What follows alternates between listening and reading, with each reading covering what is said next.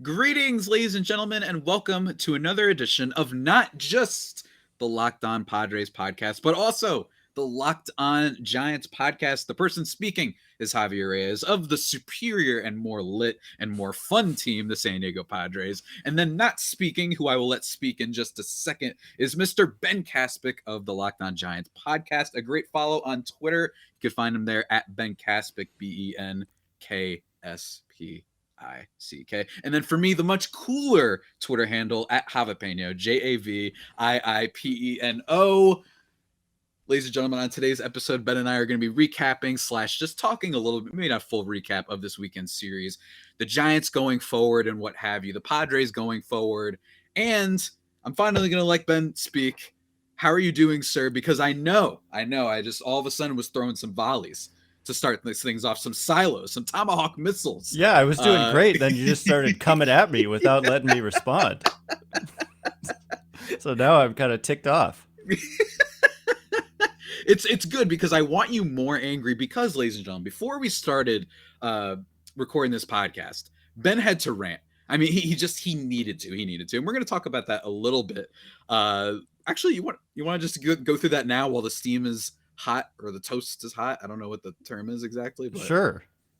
So the thing that Ben needs to talk about is Mr. Carlos Rodón of the San Francisco Giants, who absolutely carved the Padres. Just want to mention that really quickly. Went the full 9. He was great. I think it was 12 strikeouts, if I'm not mistaken. I don't have the numbers in front of me. He was awesome, aside from a couple bloop, grounders and whatnot that might have gotten through. Rodón was awesome. So to a degree, I thought that the Padres, yes, they lost the game, but I think Rodón is excellent. So if the offense doesn't show up, Rodón is a decent enough excuse for your offense not to play well. But he did not make the all-star roster, which is a little because the Giants, they're known for pitching and whatnot, especially these past couple years, all the stories, the Alex Cobb story that I always bring up on the show. And he didn't make it. Instead, it was Jock Peterson. So I think that this is worth a rant. Ben, give us the numbers. Give us the juice. The only thing you can't say is that he deserved it over Musgrove, Ben. I don't think you're going to say that anyway. So go for it. Talk about Mr. Carlos Rodón really quickly. And if you have any beef with all-star voting in general. Yeah, there's so much to say. Number one, I mean, if you just look at simple strikeout rate, which is just a measure of dominance. Like this is the one that jumps off the page before we even get to like the actual run prevention, which has also been great for him. But he's second in the major leagues among qualified pitchers in strikeout rate. And by major leagues, I actually meant National League, behind only Corbin Burns. He strikes out 31% of the batters he's faced all year. He's also limited walks and he's limited home runs more than anybody. And so if you add that all up, the fielding independent pitching, the FIP, one of the kind of advanced numbers that I think a lot of people are familiar with these days, is first in the league. And Fangraphs wins above replacement uses FIP in its WAR calculation, and therefore he's first in the National League among pitchers in wins above replacement. And so I get it. FIP is a little more theoretical. It's not actual run prevention, but he's got a 2.70 ERA, and he's just dominated outside of one start. He allowed 8 runs in one start. It happened to be a national television game, and so I think maybe certain people, that's possibly the only time they saw him all year, because let's face it, not a lot of people ever pay attention to the Giants outside of Giants fans. And so in all of his other starts, he's allowed 0, 1, or 2 runs, except one time 3 runs. So one time 3 runs, one time 8 runs, everything else 2, 1, or 0 all season long. The dude is on his way to $100+ million contract, and he could win the Cy Young Award. And just, it's a snub. There's a lot of snubs. That's the thing that kind of stands out to me. It's been a while since the Giants have had a snub, and so I haven't gotten worked up too much about it.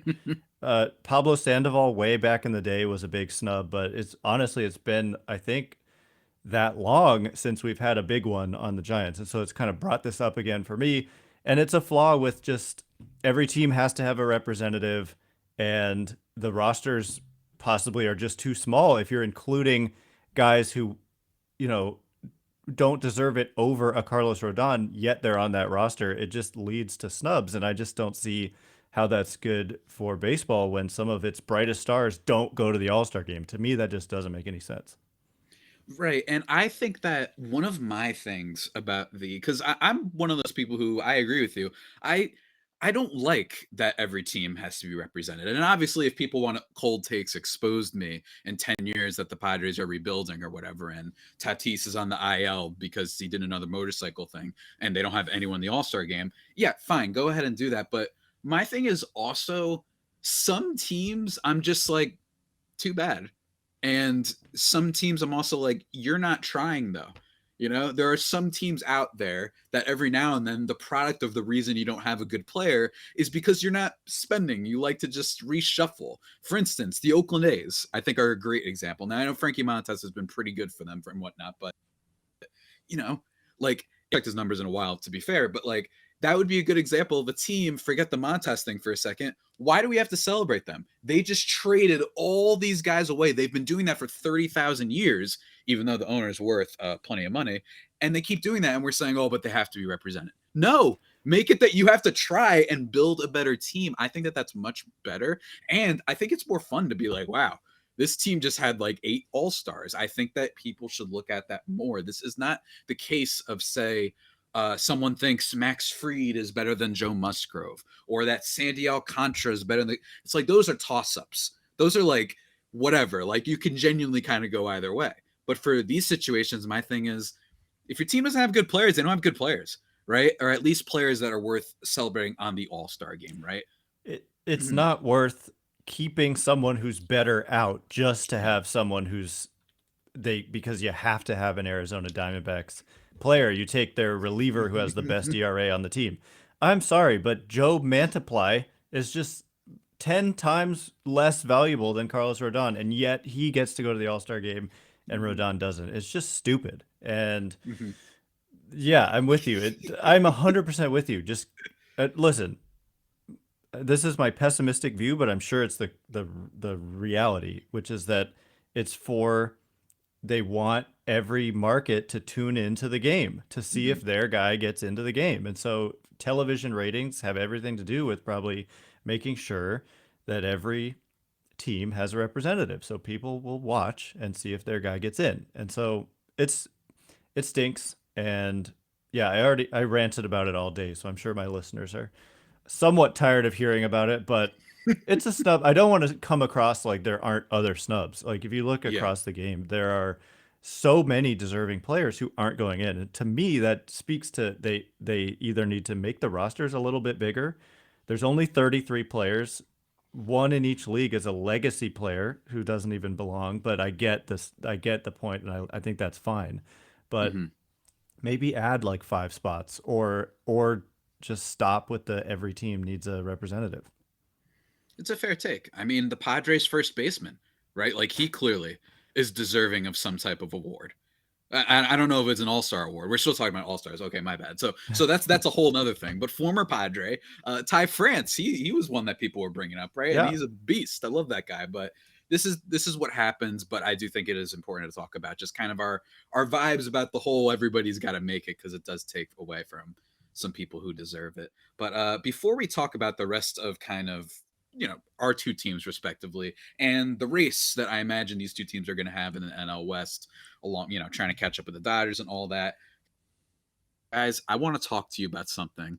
Dispute.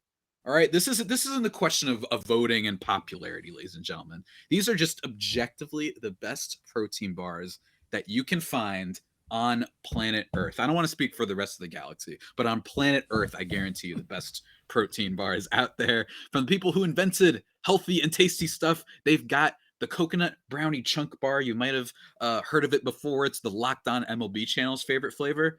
Now they've got the coconut brownie chunk puff version.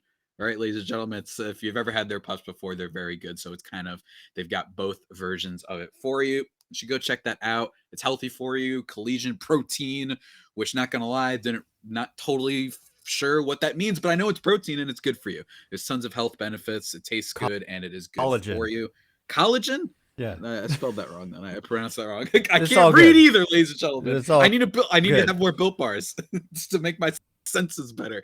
But ladies and gentlemen, Yeah. if you want to, make your senses better so you don't spell things during an ad read, go to built.com and use promo code locked15 and get 15% off your order. Remember that is promo code locked15. Everybody, be sure to Locked On Padres and Locked On Giants, your first listen every day, free and available on all platforms. Ben, let's talk about our two teams. And honestly, if you want, you're allowed to, I know that I've been hosting and kind of carrying this as I used to my advantage at the beginning in order to just randomly come after you. I don't know what came over me, to be perfectly honest. There's Taking nothing, I'm having shots. a great day. I don't know what happens. I don't know what happened to me, but this past weekend, the Giants won 2 of the 3 games against the Padres. The first game, the Padres didn't win because Blake Snell decided to show up, but then it became a little bit of a throttle. Like, it did not go well for the Padres, and especially didn't go well for Mackenzie Gore, who I talked about on my episode yesterday. So if people want to check that out, feel free to. But just in terms of the Giants, because this is a team that won 107 games last year, right? Everyone's talked about this. And heading into this season, somewhat understandably, people were like, well, I don't believe that they're going to do that again. They lose Buster Posey, they lose Kevin Gausman. What is kind of just in general, what is the vibe for the Giants right now? Because they've had some weird defensive issues as well, which I imagine is going to be a thing that you have to talk about. One of the worst defensive teams in the majors. What is kind of the number one storyline for the Giants as we head into soon the All-Star break? It is the defense. It has been that bad, and it has been that consistently bad that it's the thing that we've talked about the most over here in Giants land. I mean, it's really cost them many times, and it's been some of the worst defense I've ever seen. And I've been, watching baseball for a while, and it's some of the worst defense I've ever seen. But also, there's kind of a sentiment that they didn't do enough in the offseason. And you mentioned Posey and Gausman.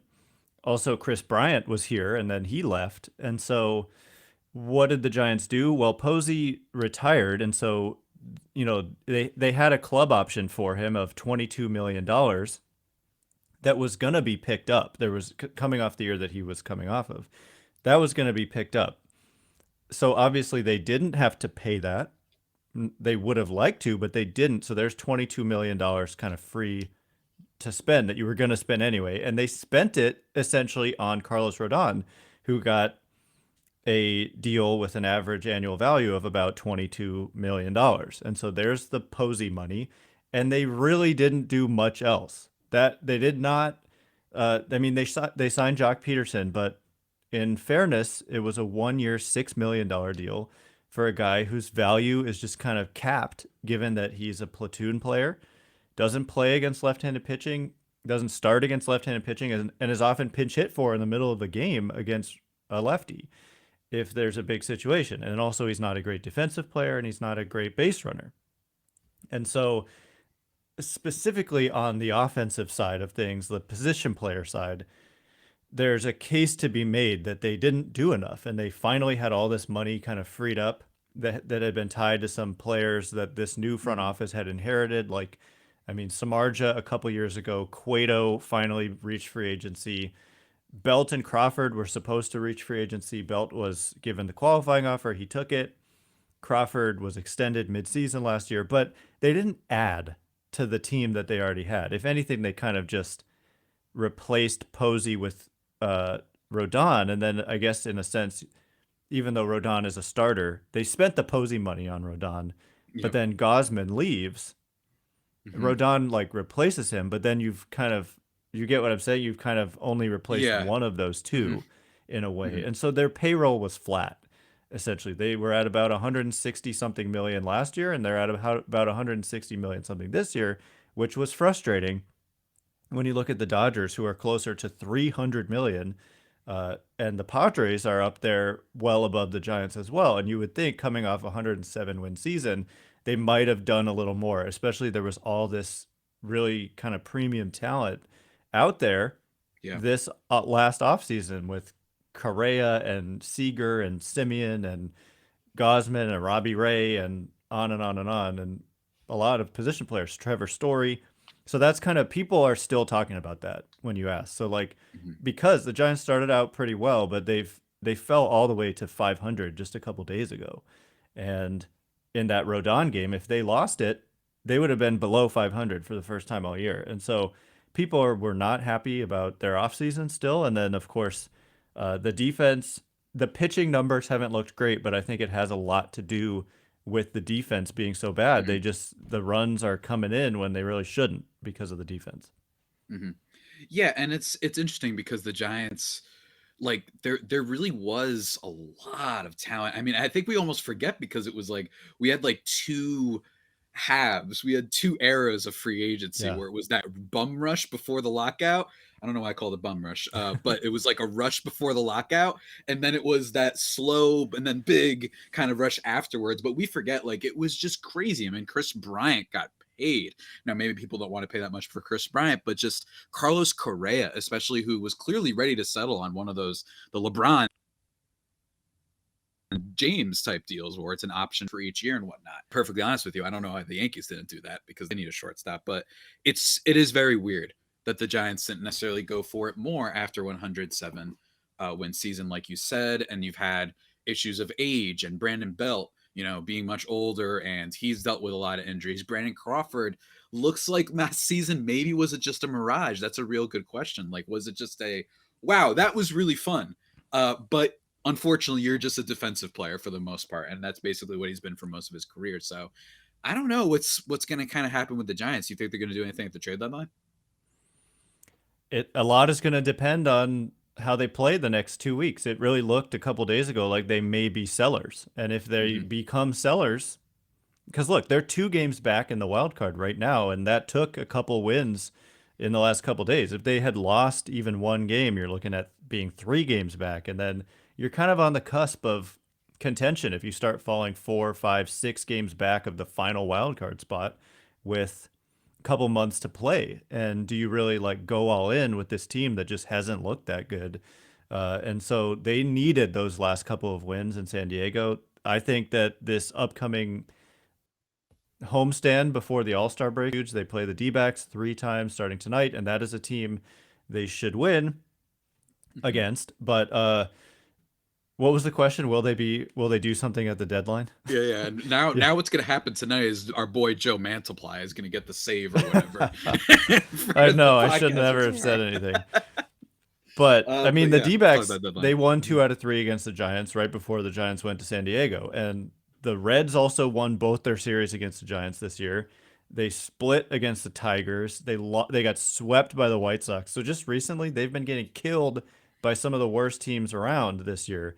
But if they play well for the next couple weeks, I don't see why they wouldn't do something at the trade deadline. Last year, they made one of the bigger moves of anybody, Yeah, that's right. but it could literally go. I think like holding is probably not what they'll do.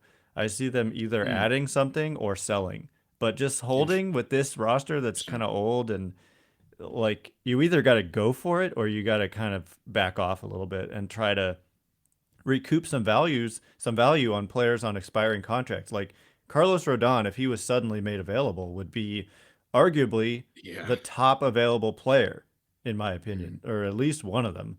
And Jock Peterson would have some value as well. And they're both on Rodon's contract is a little bit complicated. It's a 2-year deal, but he can opt out if he reaches 110 innings, and he's 10 mm. innings away. So it's essentially a 1-year deal Yeah. because he'll probably opt out and try to get a long-term deal. But yeah, I see them going one of 2 ways, and it all depends on how they play for the next 3 weeks. Wow. That's some exciting stuff. That's some exciting stuff, It and is. It makes it's these true. games really important. Hmm. It's true. And, I don't think this deadline is going to be as nutty as last year's deadline was, but it should still be fun, especially for super baseball nerds. But yeah, it feels like the Giants were one of those teams that kind of, like there was a facade of action because they made a lot of moves in the offseason, but a lot of it was like bringing guys back. And then, like you talked about with the Posey money, kind of like you replaced Rodon or Gosman with Rodon, et cetera, right? So that's kind of what happened. You have the Brandon Belt qualifying thing. You had Brandon Crawford. I think during the season, I actually think that they did that, the Yeah. extension. But like that's what it feels like, where it's kind of like, oh, they made a lot of moves, but it was just to keep this team that we don't know whether or not it was just a mirage. But ladies and gentlemen, it's not just a mirage. You know what's always there for you? Automobile needs. rockauto.com. That's right, ladies and gentlemen. Save time and money when using Rock Auto. Why choose to spend 30, 50, or even 100% more for the same parts from a chain store or car dealership? For example, Honda Odyssey fuel pump, it's $353 typically from a chain store. It's only $216 from Rock Auto. They've got a really nice website for even schmucks like myself that know nothing about cars. It's really easy to navigate through their catalog. So whatever you need, everybody, go check it out. Motor oil, they've got you on that. Tail lamps, brake parts, those they might even have those. Don't quote me on this. They might even have those little air fresheners. Who knows? Bottom line, everybody, is they have you covered when it comes to cars. Go to rockauto.com right now and see all the parts available for your car or truck. Right, Locked On in there. How'd you hear about us box, so they know we sent you. Amazing selection, reliably low prices, all the parts your car will ever need. rockauto.com. Man, I'm proud of that transition. That's one of my best transitions in a while. But anyway, Ben, let's do you have any things you want to ask me? Because the Padres are, oh man, oh man. It is a team. The San Diego Padres. They are a baseball team, I can confirm. But they're a weird one. And I would argue that these next few weeks are also really, really important because I don't know exactly what the Padres are going to do. I think that they're a team that desperately needs outfield help. Yes, they might have Estuary Ruiz, the speed demon, out in the minors right now. Something like 60 stolen bases in 60 games. He had like a 8-game steal streak at one point. So maybe he can help out in the outfield. But with the Padres, their big thing right now is outfield, but the problem is that their roster is so weird, right? Where the Giants, maybe they have these 1 or 2 year deals. The Padres have incredible players like Manny Machado. You got Jake Cronenworth, who I think is going to have a great second half. You've got Tatis, of course. But then you've got some black holes at first base. You've got Will Myers. You've got Blake Snell. You don't know what the heck he is. Weird team, Ben. A weird team. They are a weird team. And from the outside, I mean, hold on. I opened up an application. Okay. From the outside, I mean, they had a great start. And when you look at their record, it's still good and they're still firmly in a playoff spot. And so I guess I kind of want to know, like, what you mentioned, like, it is a weird roster. And that kind of was the case the last few years. They're one of those teams that you look at some of the top tier talent and you think that it should work. And I would say generally it kind of has, given what they've done, but I see that they haven't been playing their best lately. And so I'm kind of wondering if yourself and Padres fans in general are kind of looking out for the same type of collapse that we've seen from this team at times, and what can be done to avoid it. And also the big question around this team is, when is Tatis coming back? Because to be able to play as well as they've played and not have Tatis, to me, says you bring him back and he could play the outfield, right? Isn't there talk about him? He's been working out outfield? in the outfield too, and that's one of the things, right? So can he help in the outfield? That's the big thing, though. I think that with the Padres, they've had a couple things definitely go their way, right? Like they were able to bring in Sean Manaea, and he's been consistent, not great, but it's okay because he's like the 4th or 5th guy, right? And then you've got Blake Snell. Hopefully he can turn things around and whatnot, and he's looked okay his last recent starts. And then you've got Musgrove, and then Mackenzie Gore, who did get lit up by the Giants. Maybe he might get sent down, but he was great to start, right? They have so much pitching depth. And Yu Darvish is another one, by the way, who did also pretty well against the Giants. That him is going to be, can he hold up throughout the rest of the season? Maybe, I talked about this on my show yesterday, maybe it wasn't a question of the sticky stuff, but maybe it was a question of Yu Darvish just getting old. And maybe he might be a guy that might fall off a little bit in the second half, which is a point maybe we didn't consider beforehand. His fastball spin, I'm pretty sure, is still pretty great. So maybe this was a question of that. I think that for me, obviously you have the guy at first base, and he overperformed the first half of the season. He went ground ball gargoyle the first month of the season, but it was working. It was awesome. But the problem was that he's not particularly fast. This is not Ichiro Suzuki, who even when he hits it on the ground, it does not matter because he's Sonic the Hedgehog, right? with that guy at first base, he's declined in a way that, not gonna lie, I was hoping it wasn't gonna be this bad. I thought that he was going to, maybe he's a 2.5 WAR player this year, right? That's what level we're at right now with this guy that you signed to an 8-year, $144 million contract. But that's the case too. But for me, the number one thing has been Trent Grisham. Trent Grisham for me has been the number one. He was an X factor heading into the year for 2020 and the first half of 2021. Maybe a top 20 sort of outfielder. He plays good defense. He had some pop in his bat. He could steal bags. He was doing a lot of stuff, and he could see a lot of pitches, which the Padres for the past decade have been a team that never gets on base. They would hit home runs or strike out. That was it. But then he became one of the worst qualified outfielders in baseball. I haven't checked in a while, but there was a time period in which him and Cody Bellinger were like the worst outfielders by WOBA in baseball, which isn't great whatsoever.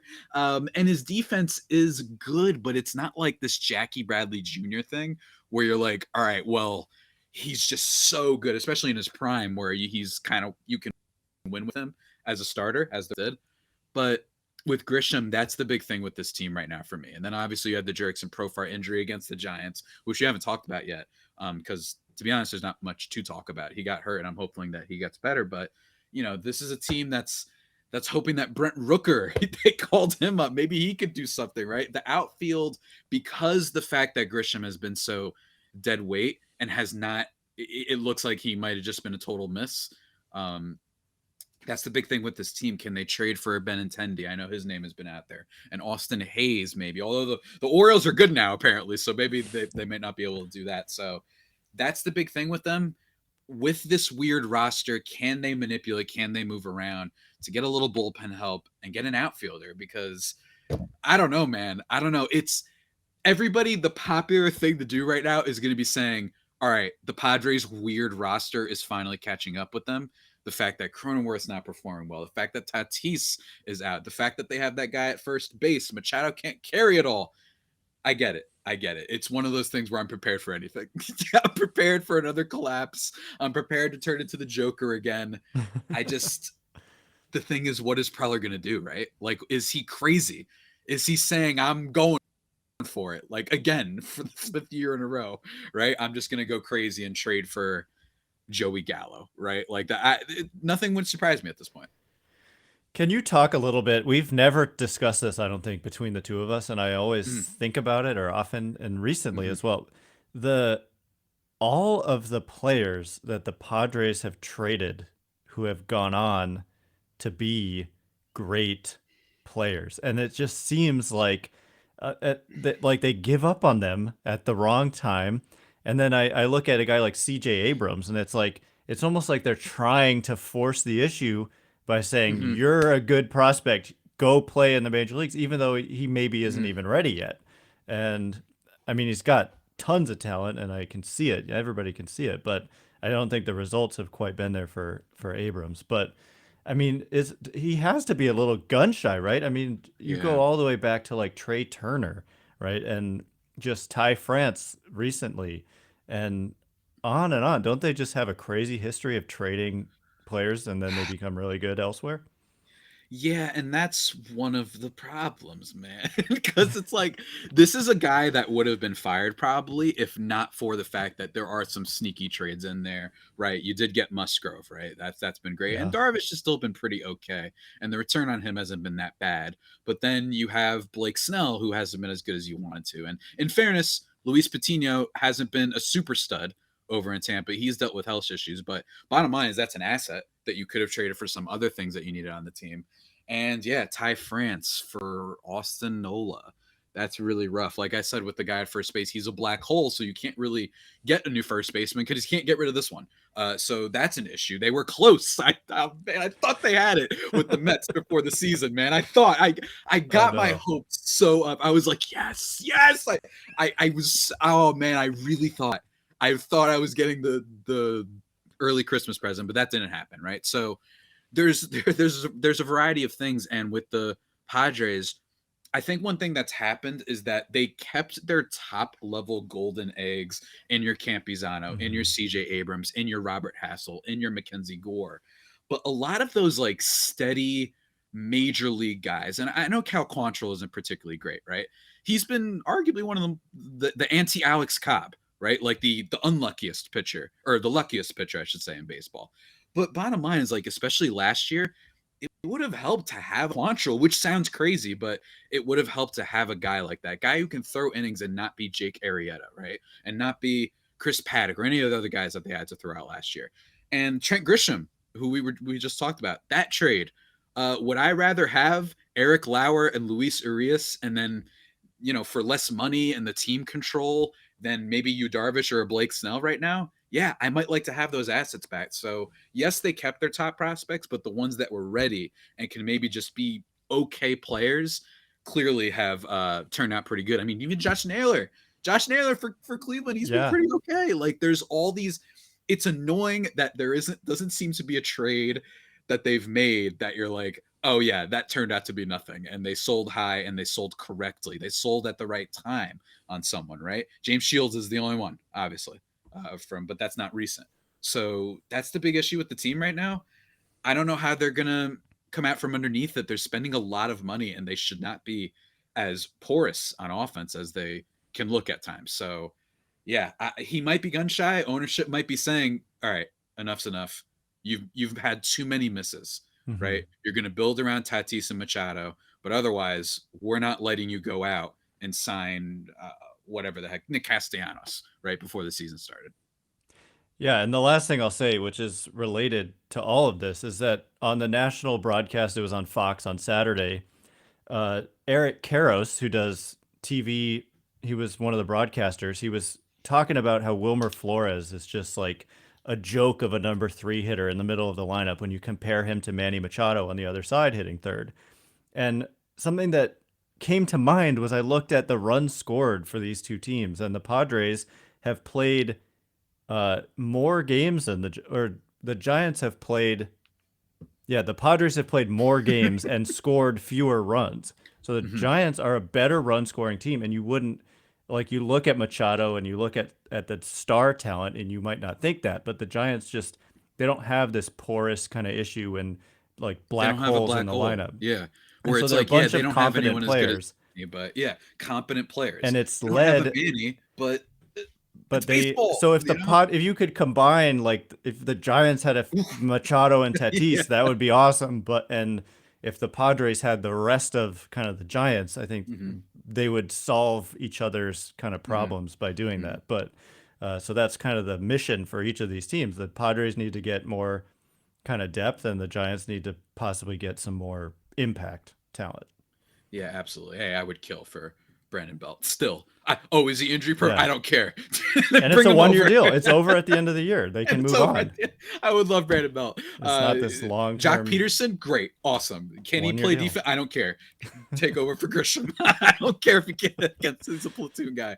Either way, what's for sure is that, and I know that podcasters and analysts and people, they always say, oh, this is a big stretch upcoming, but it really is. I really, the all-star break with the trade deadline, especially with these two teams, we'll see. I don't see the Padres being sellers. I think that they could be we have acquired, who's like an okay reliever. We've acquired someone of Joe Mantiply's level, and then that's all they do. I could see that scenario coming true, but I can't see them being sellers because they also don't really have too much to sell, for the record. So we'll see how it all transpires and whatnot. But Ben, do you have any last things you'd like to plug for the good people that are listening? Nope. Okay. Okay, everybody, go follow Ben on Twitter. Go follow me on Twitter at Javapeño. You know that. Ben Caspick on Twitter. Subscribe to both of our YouTubes, Locked On Padres and Locked On Giants, respectively. And with that all being said, that about does it for today's edition of the Locked On Padres podcast and Giants podcast. But of course, the Padres one is the only pod that might be better than the Padres themselves. Remember to subscribe to the podcast wherever you get them from. Ben, until next time, as always, it's been a delight. Everybody stay faithful and stay golden. We'll see you next time.